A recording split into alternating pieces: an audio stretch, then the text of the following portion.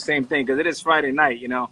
This is how we do it in the hood when I grew up. You know what I mean? We just had to make up a party. We were broke. There you go. There you go. Well, cheers. Thanks for my having brother. me on. So what's happening? What's Hey, what's going serious on? question, man. I see that house behind you. You know, you have great taste. It had to be your wife. It couldn't be you. No, I know nothing about style or interior design. That's all my wife. I just provide the jokes, and she provides me with a nice, comfortable place to live.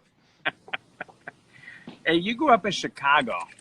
Mm-hmm. Did you grow up watching sports? Tell me some of your sports heroes when you were growing up. So I grew up on the Northwest Side. I should be a Cubs fan, but I'm a White Sox fan. So I grew up in the area of the 80s where it was Ron Kittle and Carlton Fisk on the Sox. And I was a huge Bulls fan. I didn't play baseball as a kid. I'm sorry. I was more of a soccer guy. Yeah, But that's kind of growing cool. up, Soccer's a cool sport. oh, I had a beautiful mullet. Beautiful. So, yeah, and football and basketball were my two main sports. But Were the 85 Bears a big team for you? Like Singleton and McMahon, that was a wild crew. Refrigerator. yeah, I think we could have won 6 in a row, but for whatever the reason, they split up the team, and the team went south after the 85 season. But yeah, that's like the heyday of Chicago sports. And then in the 90s, the Jordan Bulls, I got spoiled. I stopped watching basketball after Jordan left. Oh my God, he was unbelievable. Yeah. I mean, I don't think he played a home game in his entire career. I think Jerry Reinsdorf was saying something like, I don't think he played a home game that was not sold out. I mean, it was always the most epic event ever. Much like Magic over with the Lakers, with the Celtics era, When was your first Jordan meeting? When did you first meet him? Do you remember?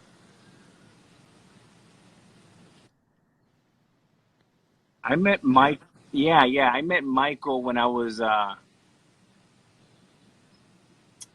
probably in the 95, 96. He came up to Seattle, and they had a card game, and they invited me. And man, I was so excited. I remember walking in after the game, and when you can eat like a whole meal. I was like famished, and the minute I saw him, like my stomach froze, and I was no longer hungry. I was like, oh my God, there's Michael. And at that time, it wasn't like social media. We didn't have that type of access, so it was like you're seeing a messiah. And he was just so cool to me. He was so nice, and from that moment on, he always treated me like a little brother. He's unbelievable. Wow. I came across Michael Jordan once at Milos, which is a Greek restaurant in New York City. And he walked out. And, again, this is a guy that I grew up watching. And I literally froze. And as he passed the table, I gave him a little thumbs up. That's all I could do. I mean, best basketball player ever. And I'm like, hey, man. And he just walked by. But, yeah, it's funny now. I'm 46 years old, and I'm trying to do sports or trying to play sports that fit my age. Yeah. What's that, Soul Cycle? Pickleball. Pickleball. By the way, pickleball's fun. It's fun. I love pickleball. So, yeah, that's where I'm at. It's like half-court basketball. It's just, it's much better. Hey, let me ask you, talking about Chicago, I mean, you're talking about a great, great city. Growing up in Chicago, what kind of neighborhood did you grow up? Because Chicago's kind of the whole gamut, right? And what were some of your, favorite restaurants? Once you can afford the nice restaurants, where were you able to go? Because I love Chicago, especially in the summertime. Oh, it's great. Yeah, my father's still in Chicago, and I grew up in the northwest suburbs, so I didn't really grow up in the city. But going back and visiting Chicago, I like Chicago Cut Steakhouse. Juliana Resnick has some great restaurants there of the RPM brand, the seafood and the Italian I like to go to. I love Portillo's. I love Lou Malnati's. Yeah, so Chicago's a huge, Jay's Beef, Johnny's Beef. Really enjoy going back there and visiting. All my friends, I'm still really tight with about 4 or 5 guys I went to college with, and they all live in Chicago. I tend to keep a tight crew of the people I grew up with. Yeah, I mean, you meet friends along the way in your 20s, your 30s, and your 40s, but the guys that I call on a daily basis all live back in Chicago. So how you got a great wife, Lana. She always works out. You have 2 kiddos. What are you guys doing to stay in shape and just, stay sane in this crazy time? Yeah, it's, I'm not very social, and I saw your Instagram with you and your wife talking about like who's the social one in the relationship, and it seems to be like you're Mr. Social, and you're more like a little puppy dog, and maybe she's like a cat.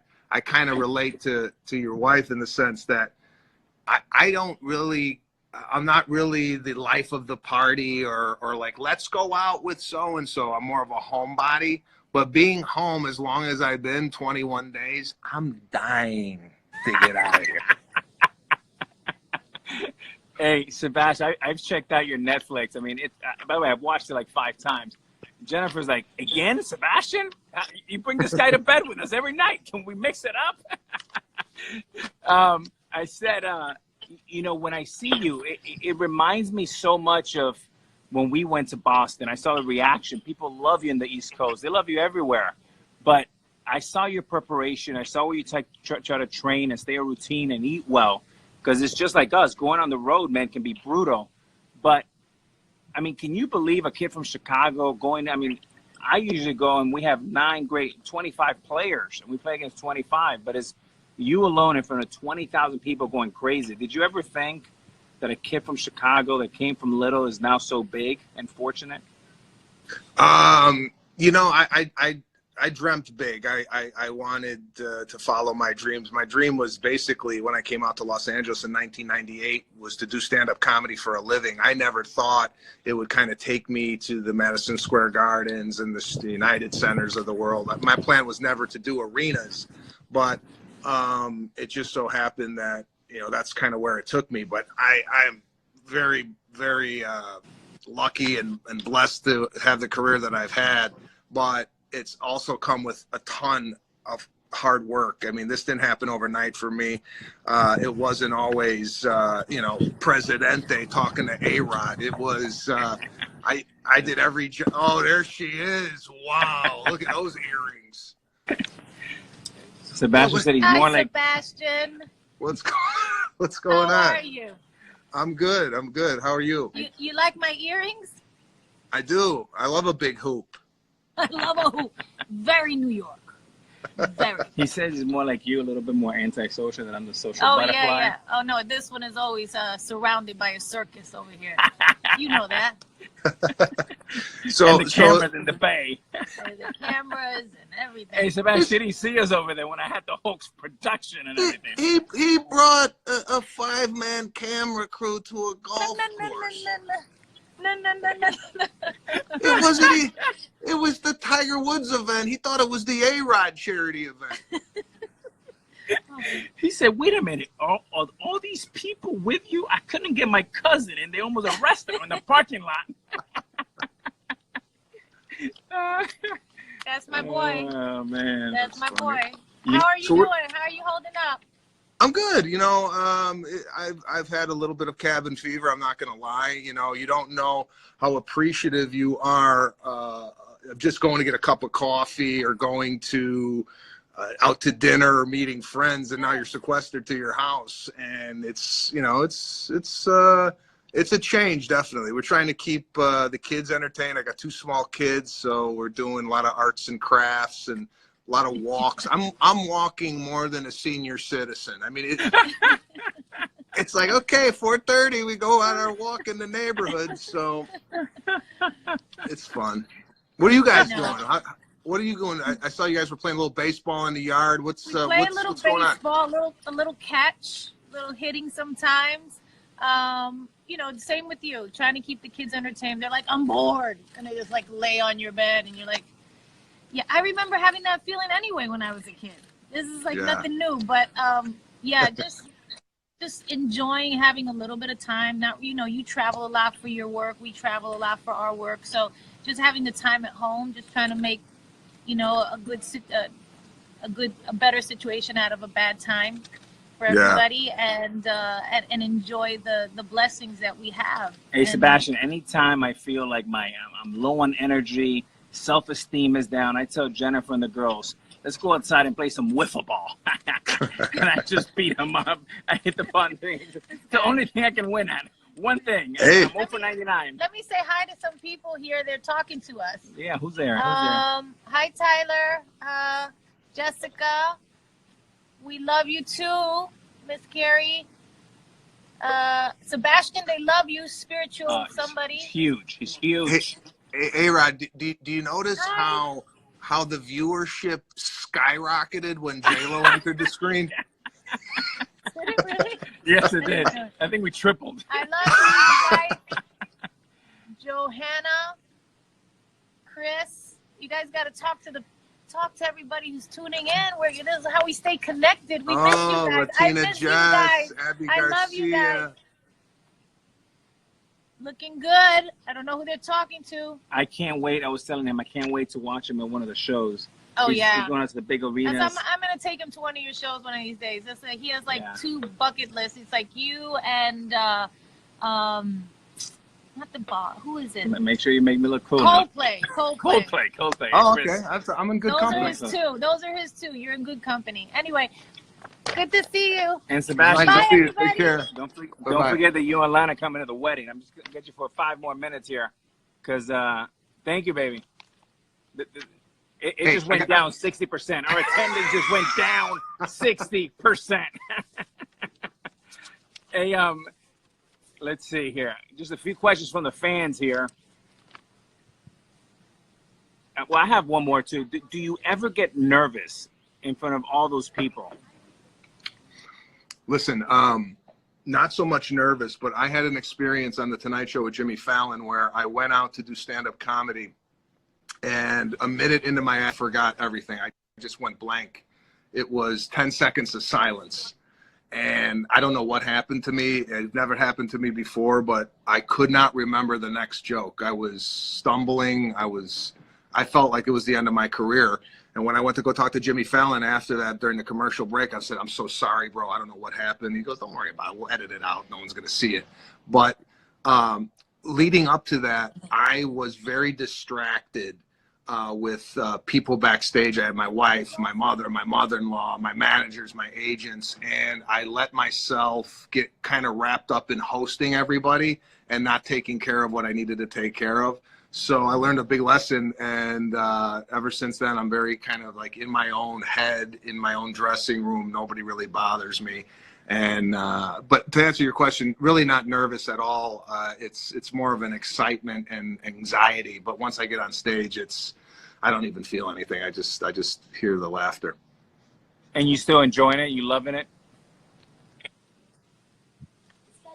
I do love it, and this quarantine has made me appreciate it even more, because sometimes when I go out there, I'm like, I got to get on a plane, I got to go to Atlanta, or I got to go here, I got to go there. And once it's stripped away from you, I think I'll re-enter this after this experience saying, you know what, you don't know how good you got it until they rip it away from you. And I definitely have a better appreciation, not only for my personal, my professional career, but my personal life as well. I mean, spending time with my kids like this is like gold. Yeah. Emily wants to know, if you were not a comedian, what will you be? I'd be a general manager of a luxury hotel. Hospitality has always been my forte. I've always been really hospitable, even when people come.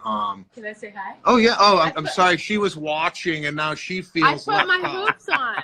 She's How are got you? hoops How you too. doing? Oh no.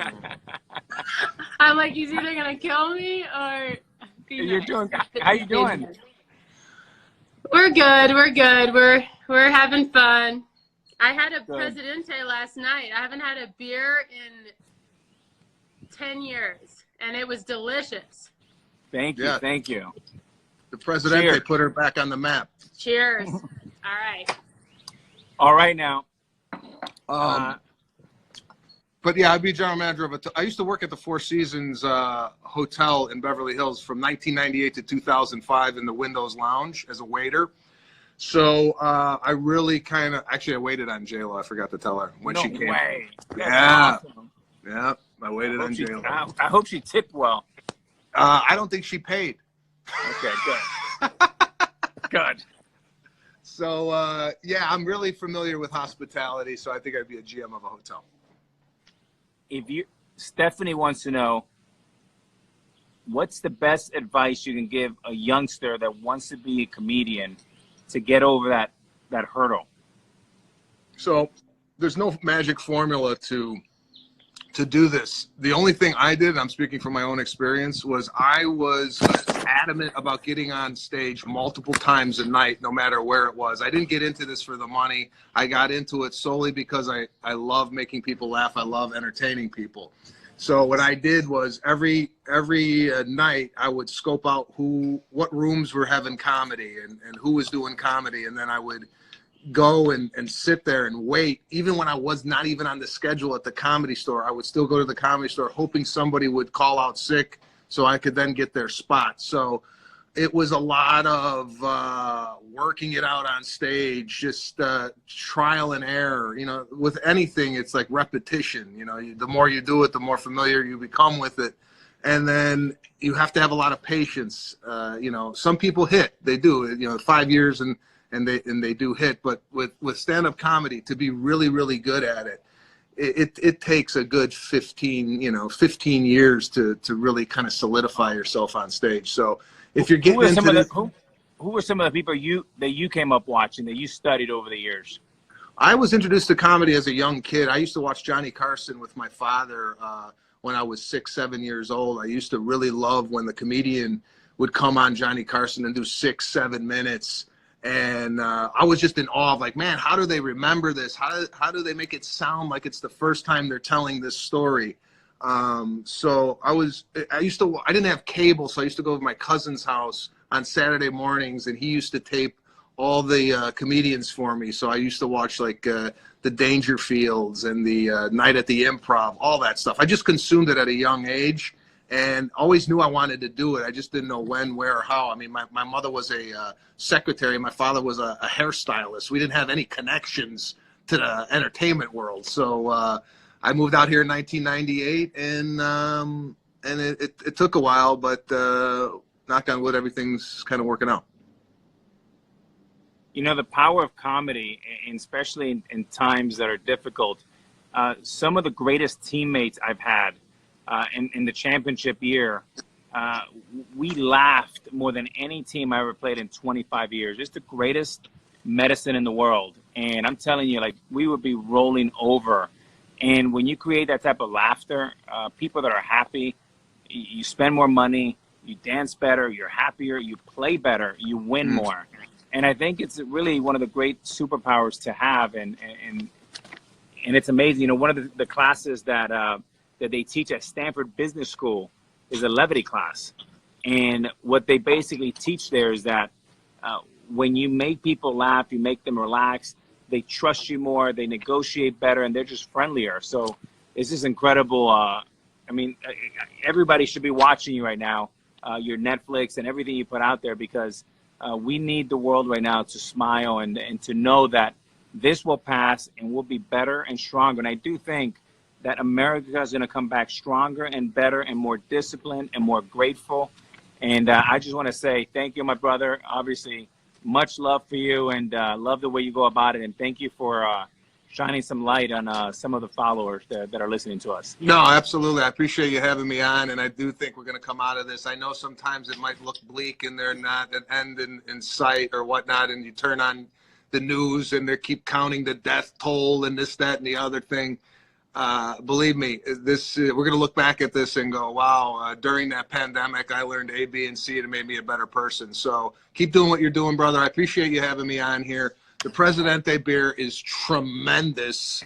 Go out, get yourself a 12-pack for the weekend. And I have one question before I leave. What do you got, baby? Anything. me and my buddy Pete, who have a podcast called the Pete and Sebastian Show, he wanted to know who would be able to get the Pope on the phone sooner, you or J-Lo? Yeah. By the way, that's such an easy one. Not me. I'll tell you that. Not me. but here's the real answer. I would say, hello, this is A-Rod. I'm calling on behalf of J-Lo. Can I find the Pope? We'll be right with you. All right, brother. man. It was nice talking to you. Take care. All right, my brother. Bye-bye now. Bye-bye.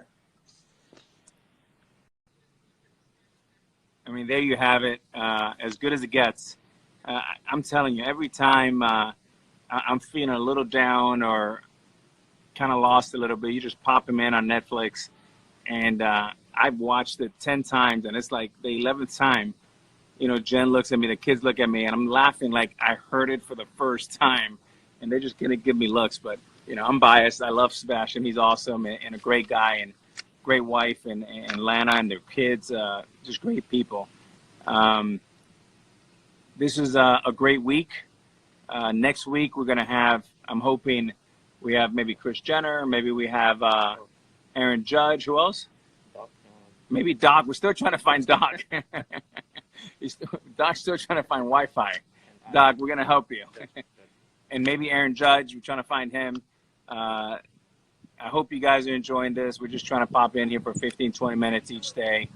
And, you know, it's a reminder of, you know, to be healthy, to be grateful, to enjoy the great gifts. I mean, this has been a great time to be around the kids and not travel as much and be centered. And I'm just feeling very grateful and appreciative for my family and for health.